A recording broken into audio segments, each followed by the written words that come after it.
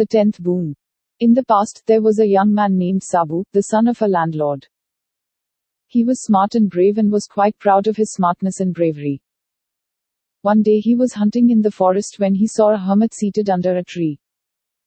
He had heard that hermits could do a lot of good to people with whom they become pleased.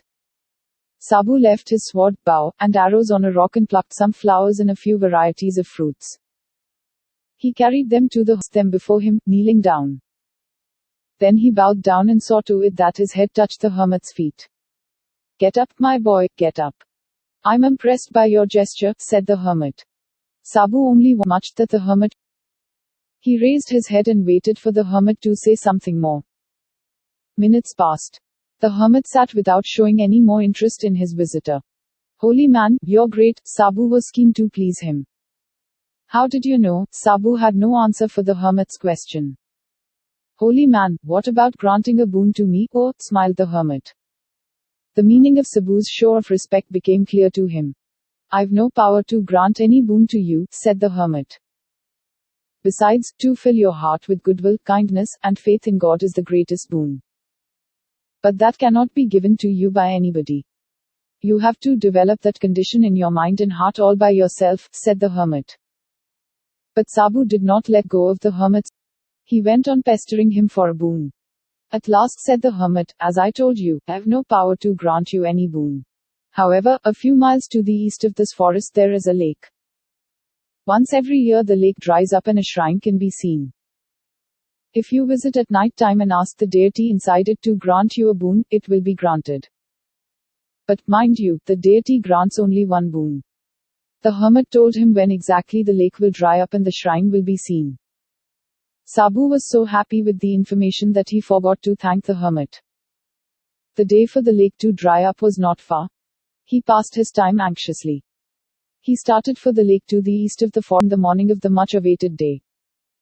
He reached there by noon. The lake was full, but, as the evening approached, it was seen drying up. By and by a deserted shrine became visible. When all the water dried up, Sabu entered the shrine. All grew dark, but a kind of strange light soon filled up the inner chamber of the shrine. Though Sabu could not see the deity, he prostrated himself before the deity's seat. "Ask for any one boon," commanded a resounding voice. "Grant that the next time you must grant me 10 boons," said Sabu. There was a burst of wall-shaking laughter. "Granted," said the voice. Although the laughter scared Sabu, he was happy that he had tricked the deity. He had asked only one boon which would enable him to get 10 boons. He went back home, squandered his money. He knew that he can grow rich with the boon he will have next. He became cruel to his neighbors and servants and unkind to everybody else, for he knew that he was going to be very powerful in a short time. Everybody began to hate him. He did not care. A year passed and the day came once again. Sabu rode forth and reached the lake by evening. By and by the water dried up. Sabu entered the lake. When it was midnight, the interior of the shrine was filled with a strange light. Sabu knew it was time for him to ask the boons. He prostrated himself to the deity and heard the voice saying, "Now, what boons do you wish to have? Grant that my house becomes a treasure of wealth." Granted. "That my house becomes a castle." Granted. "That I become the most handsome man in the world." Granted. "That I can humiliate my enemies at pleasure." Granted. Sabu went on wishing many such things. At one point he felt the lake getting filled with water. But he had no time to pay any attention to it. He had already asked 9 boons when the voice said, "You fool, ask for the boon of safe return from the lake." But he had already made up his mind about the 10th boon.